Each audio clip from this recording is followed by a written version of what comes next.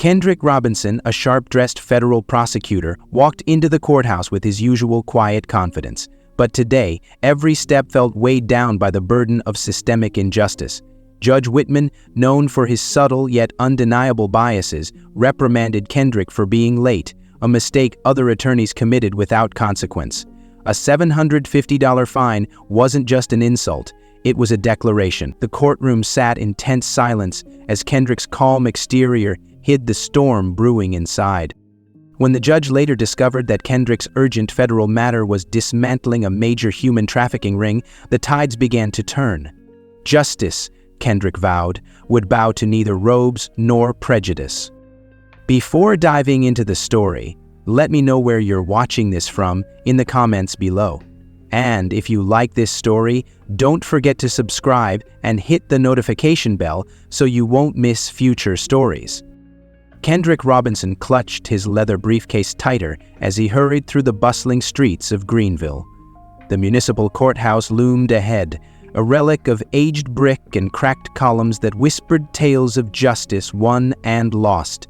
The morning air was dense with moisture, clinging to his pressed navy suit and dampening the starch in his white collar. Beads of sweat glistened on his brow as he glanced at his watch. "Damn it," he muttered under his breath. 8:57 a.m. He was already behind schedule. Kendrick's career thrived on precision. As a federal prosecutor, lateness was an anomaly, a flaw he rarely tolerated in himself. But today was different. An urgent call had yanked him from his routine, an anonymous tip about a human trafficking ring operating in the heart of his jurisdiction. The details were sparse, but disturbing. A warehouse on the outskirts of town, children allegedly involved. "Why today?" he grumbled, weaving through clusters of pedestrians. His phone buzzed. He fished it out of his pocket, juggling the device with his briefcase. The screen lit up with a message from his assistant. "Judge Owens has a reputation for being brutal with tardiness. Don't push it." Kendrick exhaled sharply, slipping the phone back into his pocket. Judge Owens. The name alone sent a ripple of tension down his spine. Greenville's municipal judge was notorious for her no-nonsense approach, her biting remarks laced with razor-sharp wit. This wasn't the day to test her patience.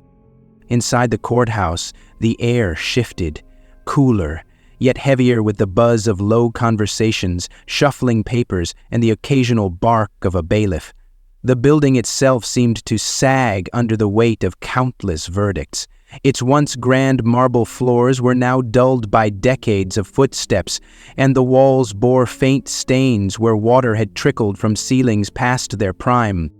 Kendrick's polished shoes clicked against the stone as he strode through the hallway.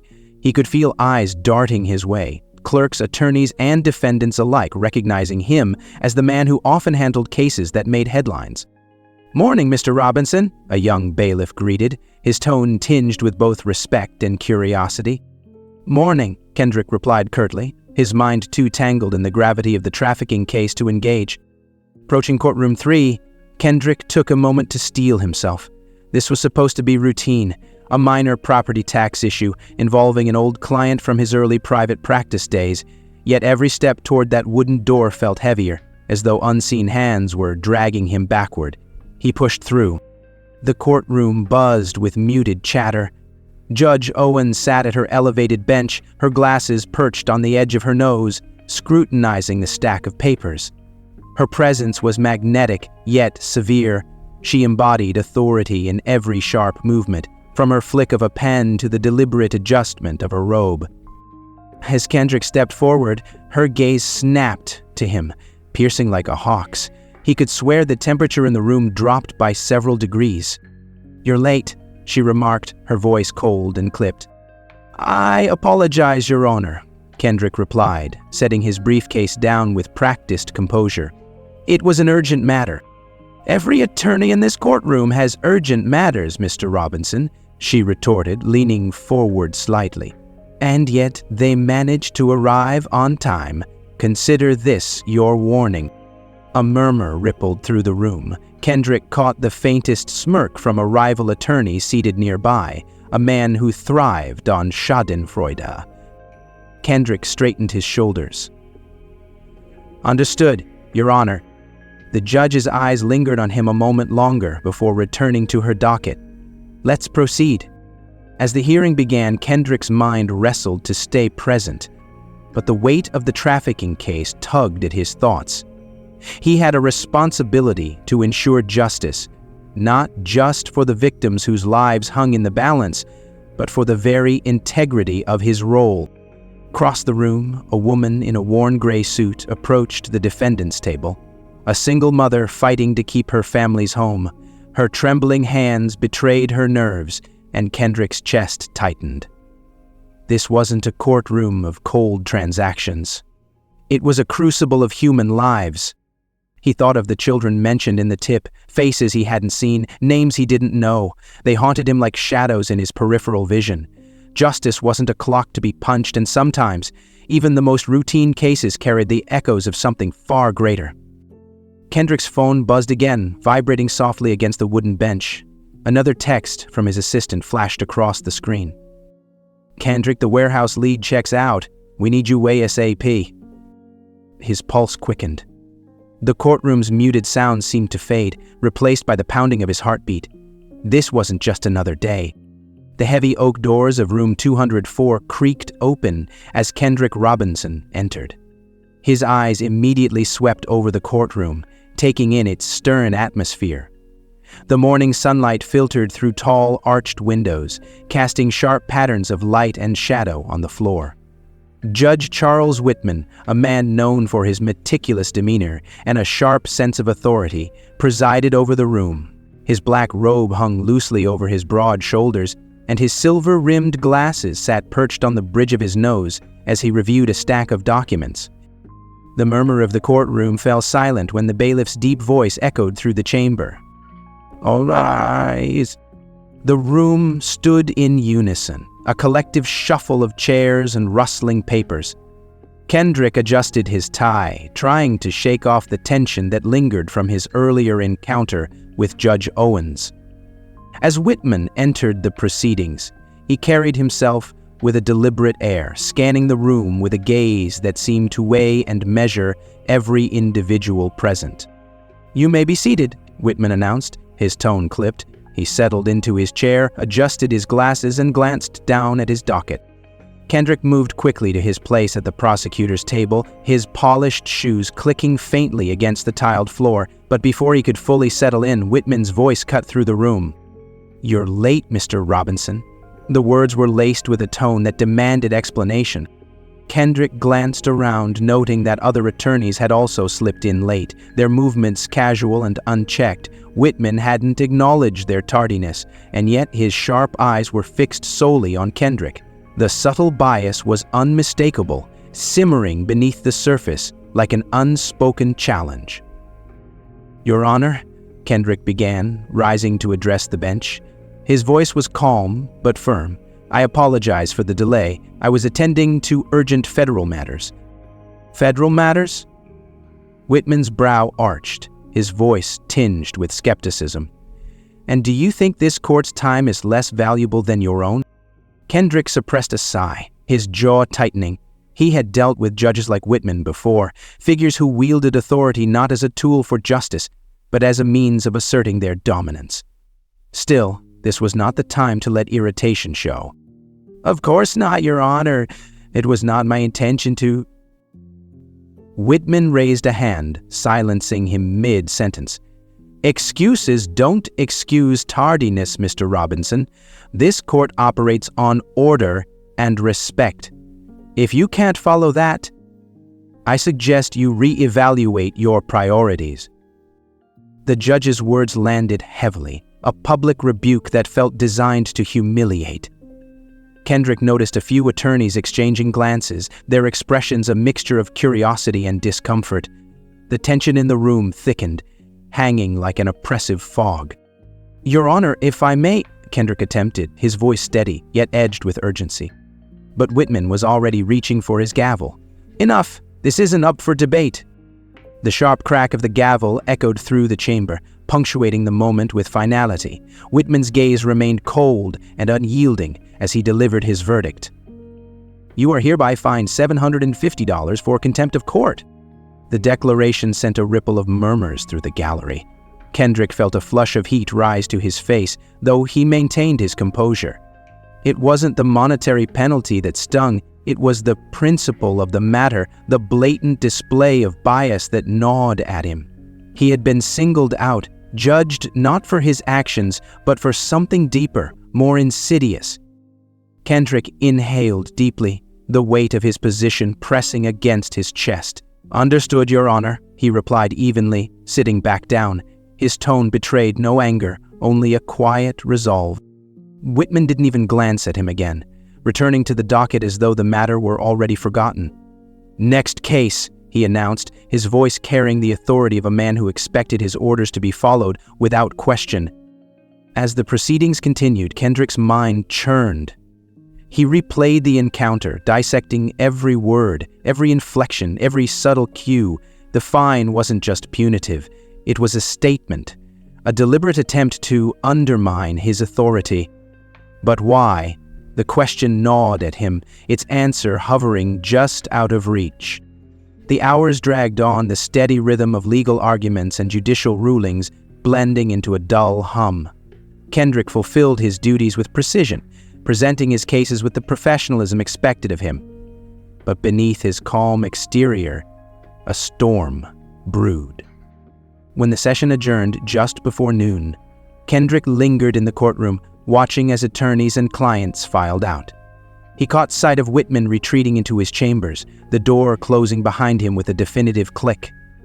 The courthouse bustled with activity, its corridors filled with the sounds of hurried footsteps and quiet conversations. As Kendrick exited the courtroom, his phone buzzed in his pocket. He pulled it out, his eyes scanning the screen. It was another message from his assistant. "Call me ASAP. The trafficking case just escalated. Warehouse intel confirmed. It's bigger than we thought." Kendrick's grip on the phone tightened. His pulse quickened as the implications sank in. This wasn't just another case. This was something far more dangerous, far more urgent. The morning's frustration faded into the background, replaced by a singular focus. He stepped into the courthouse lobby, the sunlight streaming through the grand windows, casting long shadows on the marble floor. The world outside seemed brighter, sharper, more immediate. There was no time to dwell on Whitman's antics or the petty politics of the courtroom. Justice awaited, and Kendrick Robinson was ready to answer the call. The faint ticking of the courtroom clock filled the silence as Kendrick Robinson reviewed his case notes. Though his outward demeanor remained composed, his thoughts churned like a restless sea. He glanced up, observing the others in the room, attorneys and clients who had arrived after him, yet none had faced so much as a stern look from Judge Whitman. His gaze lingered on a woman in a navy pantsuit, her briefcase tucked neatly at her feet. She had slipped in quietly, 10 minutes after the session began. Beside her, a man in a gray blazer adjusted his tie, his face calm and unbothered. Neither had been addressed, let alone fined. Kendrick's jaw tightened as he leaned back in his chair, his pen tapping rhythmically against his notepad. The inconsistency gnawed at him. "Why wasn't that woman or the man in the gray blazer called out?" he murmured under his breath. "Something doesn't add up." Judge Whitman's voice broke through his thoughts. "Mr. Robinson." Kendrick straightened immediately, meeting the judge's dispassionate gaze. Whitman shuffled through a stack of papers, his movements deliberate, yet indifferent. "I'll review your documents in due time, Mr. Robinson, but your tardiness cannot be overlooked." Kendrick's lips pressed into a thin line. "Understood, Your Honor," he replied evenly, though the words felt bitter on his tongue.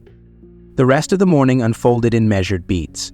Whitman moved through the docket with mechanical efficiency, his tone flat, his judgment swift. Kendrick noted every detail, his sharp mind piecing together a puzzle that felt increasingly weighted with unspoken truths. As noon approached, the courtroom began to thin. Kendrick took a moment to step outside, the crisp midday air a welcome contrast to the stifling atmosphere within.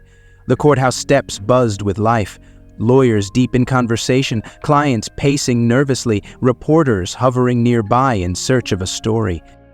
Kendrick's phone buzzed in his pocket. He glanced at the screen, another message from his assistant.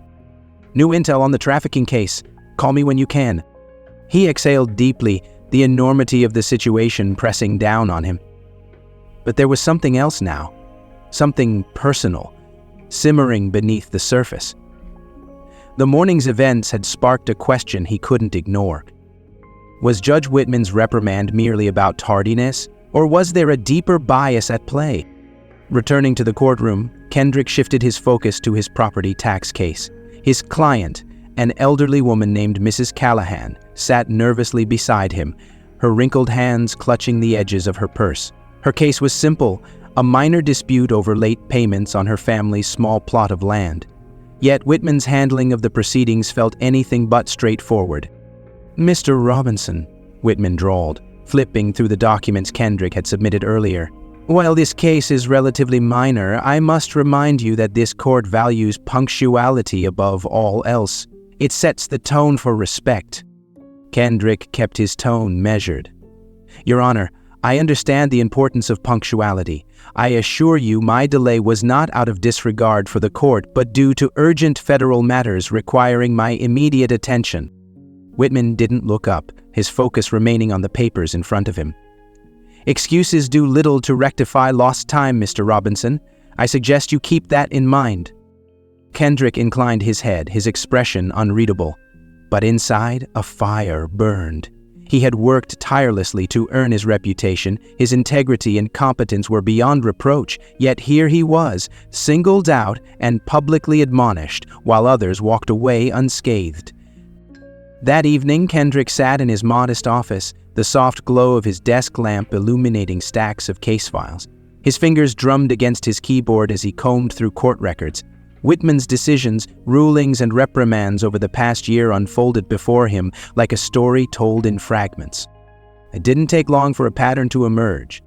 Cases involving attorneys of color, whether prosecutors, defense lawyers, or even public defenders, seemed to draw harsher scrutiny from Whitman. Kendrick noted discrepancies in fines, dismissals, and verbal reprimands. The differences were subtle, buried beneath layers of legalese and procedural language, but they were there. He leaned back in his chair, rubbing his temples as the weight of the discovery settled over him. This wasn't just about his own experience. It was a systemic issue, one that could undermine the very foundation of justice. His phone buzzed again, breaking his thoughts. It was his assistant. "Kendrick," she began, her tone brisk. "I know you're swamped, but we need to prioritize the warehouse case. It's confirmed. Children are involved and there's evidence of interstate trafficking." Kendrick closed his eyes for a moment, grounding himself. "Understood. I'll coordinate with the task force first thing in the morning." "And," she added hesitantly, "about this morning, I know Whitman gave you a hard time. It's not the first time he's done that to someone in your position." Her words hung in the air, unspoken truths laced between the lines. Kendrick's grip tightened on the phone. "Thanks for the heads up," he said finally, his voice steady. After the call, he stared out the window, the city lights twinkling against the dark canvas of the night. The tension inside him was a coiled spring ready to snap. Tomorrow he would confront the trafficking case head-on, but tonight he couldn't let Whitman's actions go unchecked. "Justice," he muttered to himself, "doesn't just happen in courtrooms. It starts with accountability." He closed his laptop with a decisive click, his mind already working on how to bring Whitman's bias to light.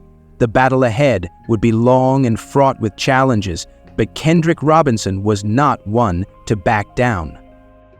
As the clock ticked closer to midnight, he prepared for the storm to come.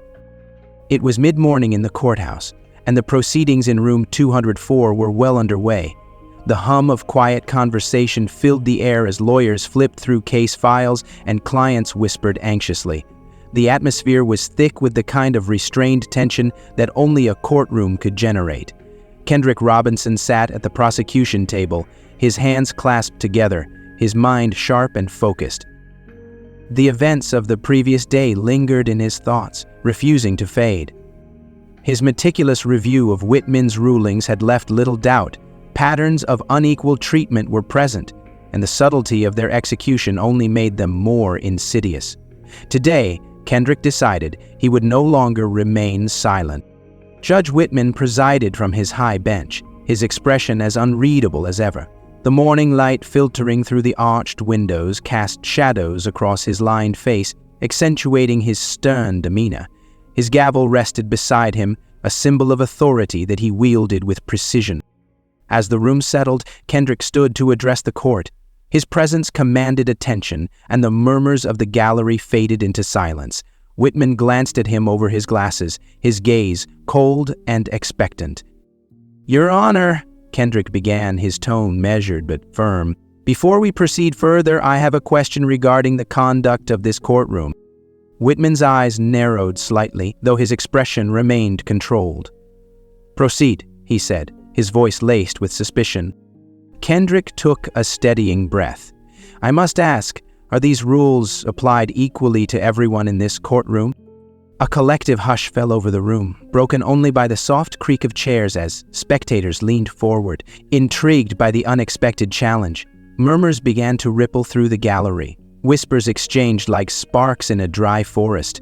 Even the court reporter paused momentarily, her fingers hovering over the keys. Whitman's jaw tightened and he leaned forward, his tone steely. "Are you questioning the integrity of this court, Mr. Robinson?" Kendrick met the judge's gaze without flinching. His voice remained calm, deliberate. "I'm asking for clarity, Your Honor.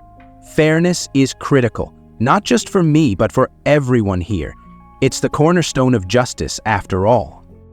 The weight of his words hung in the air, and the room seemed to hold its breath. Kendrick's calm demeanor contrasted with the growing tension, his presence a quiet force that demanded attention. Whitman's lips pressed into a thin line. He reached for his gavel and struck it sharply against the block, the sound reverberating through the chamber. "Enough," he said, his tone harsh. "Your fine stands, Mr. Robinson. If you feel there was a procedural issue, you may file a formal complaint through the appropriate channels." The judge's words were final, a dismissal that carried the authority of his position. Yet they rang hollow to Kendrick, a deflection that refused to address the core of his question. The murmurs in the gallery grew louder, a mix of curiosity and unease spreading among the spectators. Kendrick inclined his head, his expression unreadable. "Understood, Your Honor," he said, returning to his seat with a measured stride.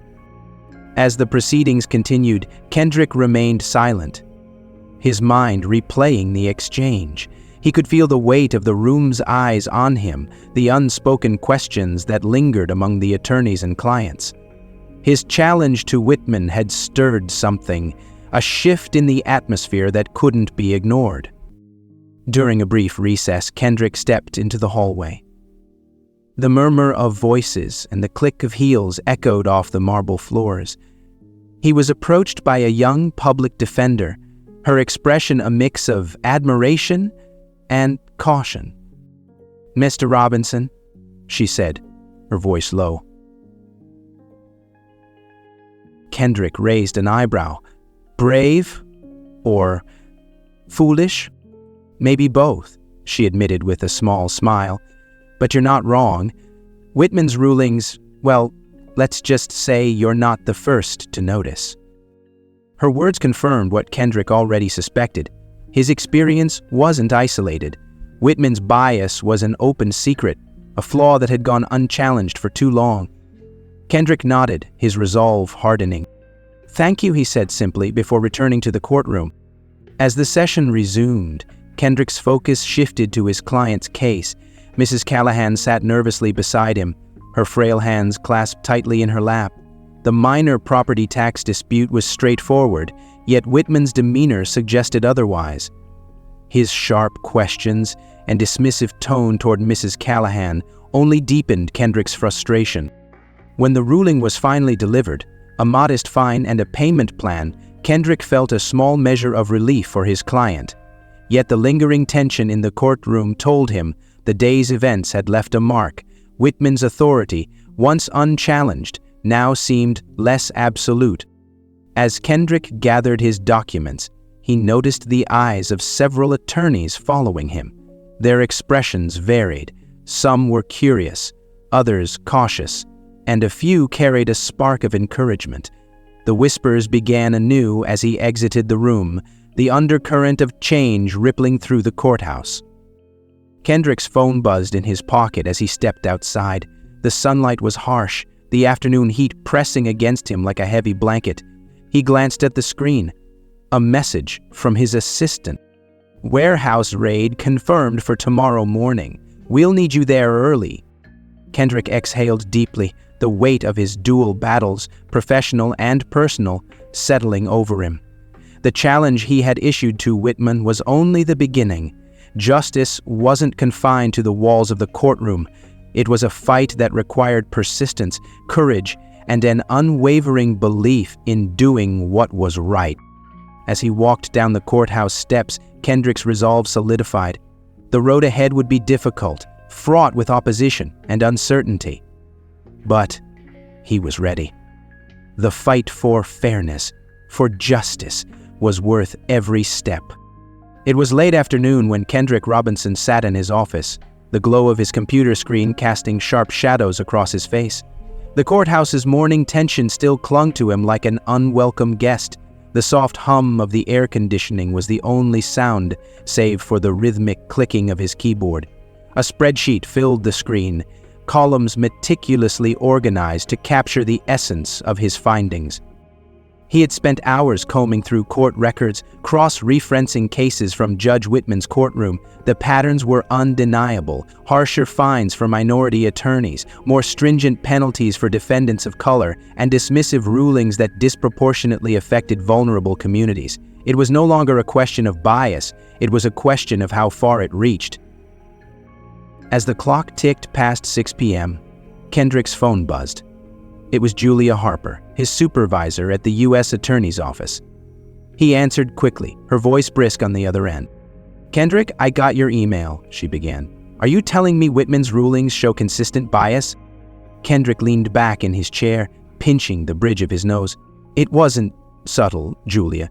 This isn't about one bad ruling or a particularly harsh day. It's part of a pattern, and I'm certain others have experienced the same." Julia sighed, her tone shifting to something more cautious. "If this is true, it's not just a one-off situation. This could indicate systemic bias." "That's exactly what I'm saying," Kendrick replied firmly. "I've been documenting everything. Fines, penalties, dismissals. The disparities are glaring." There was a brief pause on the line before Julia spoke again, her voice quieter now. "Be careful, Kendrick. This kind of accusation won't just ruffle feathers, it'll shake the system." "I know," Kendrick said, determination hardening his tone. "But if we don't address this, who will?" The next morning, Kendrick arrived early at the courthouse. The halls were quiet, the usual bustle of attorneys and clerks still an hour away. He had arranged a meeting with Mrs. Thompson, a longtime clerk who had worked under Judge Whitman for over a decade. If anyone could provide insight into Whitman's courtroom dynamics, it was her. Mrs. Thompson greeted him in a small break room, her expression a mix of nervousness and relief. She was a petite woman in her late 50s, with kind eyes that darted around the room as though expecting someone to overhear. "Mr. Robinson," she said, her voice low, "I wasn't sure if I should come, but when I read your message, I couldn't stay silent anymore." "Thank you for meeting me," Kendrick said, offering a reassuring smile. "What you've seen could make a difference." She nodded, clutching a worn notebook to her chest. "I've kept notes for years," she admitted, sliding the notebook across the table. "I couldn't ignore the disparities, but I was too scared to say anything. Whitman, he has a way of making you feel powerless." Kendrick opened the notebook, flipping through pages filled with meticulous observations. Dates, case numbers, and summaries of rulings filled the pages, each entry a piece of the puzzle he was assembling. "This is incredible," Kendrick said, glancing up at her. "You've documented everything." "I had to," Mrs. Thompson said, her voice trembling slightly. "I couldn't let it go unnoticed, even if I couldn't speak out." By midday, Kendrick had compiled Mrs. Thompson's notes into his growing dossier. The evidence was damning, each piece reinforcing the narrative of systemic bias. He drafted a formal report for the Judicial Review Commission, carefully laying out his findings. The tone was measured, the language precise. He knew the weight of what he was about to submit. As he prepared to send the report, Julia called again. "You're sure about this?" she asked, her voice steady but serious. "Once you file this, there's no going back." "I'm sure," Kendrick replied without hesitation. "This isn't just about Whitman. It's about the people he's harmed. Defendants, attorneys, clerks. If we don't act, we're complicit." Julia was silent for a moment before she finally said, "Then do it. I'll back you up." Kendrick hit send, the weight of his decision settling over him like a heavy mantle. The report was out of his hands now, its fate resting with the commission. Later that afternoon, whispers began to circulate through the courthouse. Clerks exchanged glances, attorneys spoke in hushed tones, and even Whitman's usual air of authority seemed slightly diminished. The submission of Kendrick's report had sent ripples through the system, and it was only a matter of time before the full impact was felt. As Kendrick left the courthouse, the evening sun cast long shadows across the steps. He knew the road ahead would be fraught with challenges, pushback from colleagues, scrutiny from the press, and the weight of public opinion. But as he walked into the fading light, he felt a deep sense of purpose. This wasn't just about one judge. It was about justice itself, the kind that didn't bend under the weight of bias or fear. And Kendrick Robinson was determined to see it through. The courtroom in Greenville, once a place of quiet tension and unspoken bias, had transformed into a focal point of national attention. News cameras lined the courthouse steps as reporters vied for statements from attorneys, community leaders, and activists. The investigation into Judge Charles Whitman had concluded, and its findings were undeniable. Systemic bias had permeated his courtroom for years. Whitman resigned amid public outcry, his face absent from the courthouse where he had presided for over 2 decades. His departure, though swift, left a profound mark on Greenville's judicial system. For many, it was a symbol of accountability long overdue. For Kendrick Robinson, it was a hard-fought victory, but one that carried the weight of responsibility. Standing before a throng of reporters on the courthouse steps, Kendrick faced the barrage of questions with the calm composure he had become known for. Cameras clicked incessantly, their lenses trained on him like watchful eyes. "Mr. Robinson," the reporter called out, thrusting a microphone toward him, "do you believe this investigation will lead to real change?" Kendrick paused, choosing his words carefully. "This is a step in the right direction," he said, his voice steady yet resolute. "Fairness and equality in our courts shouldn't be optional, they're essential. The work doesn't stop here." His response echoed through the crowd, a call to action that transcended the specifics of Whitman's case. It wasn't just about removing a single judge, it was about confronting the flaws in the system and ensuring they couldn't thrive again. Weeks later, Greenville gathered for the unveiling of a new Judicial Ethics Center, an initiative born from the fallout of the investigation. The center stood as a beacon of reform, dedicated to transparency, fairness, and the protection of those most vulnerable to judicial misconduct. Its mission was clear: to restore trust in a system that had failed too many for too long. The ceremony was modest but poignant. Community members, legal professionals, and activists filled the courtyard, their presence a testament to the collective demand for change. Kendrick was invited to speak, his role in uncovering the truth cementing his place as a champion of justice.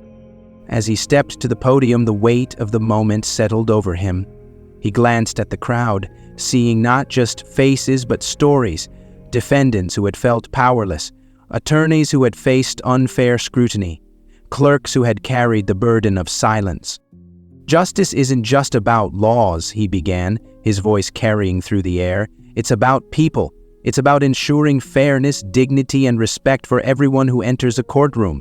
Our courts should never be a place where bias takes root. They should be sanctuaries of truth." "No!" He paused, letting the words settle. The crowd was silent, their focus unwavering. "Today, we take a step forward, not just for Greenville, but for the idea of justice itself. Let this center remind us that accountability is not an attack on the system, it's a way to make it stronger. The applause that followed was thunderous, a resounding affirmation of the progress being made. As the sun dipped below the horizon, casting the city in hues of gold and amber, Kendrick lingered outside the courthouse.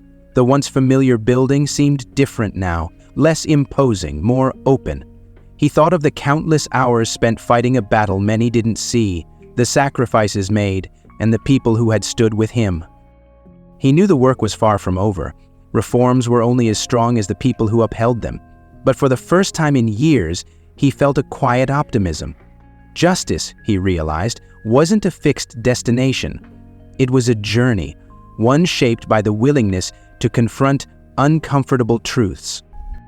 Walking away from the courthouse, Kendrick carried with him not just the lessons of the fight, but the belief that change, no matter how incremental, was always worth pursuing. The ripple he had created would grow, touching lives in ways he might never see, but would always hope for. The echoes of his words about fairness, dignity, and respect would remain, a reminder to all who heard them that justice was not just a principle, it was a promise.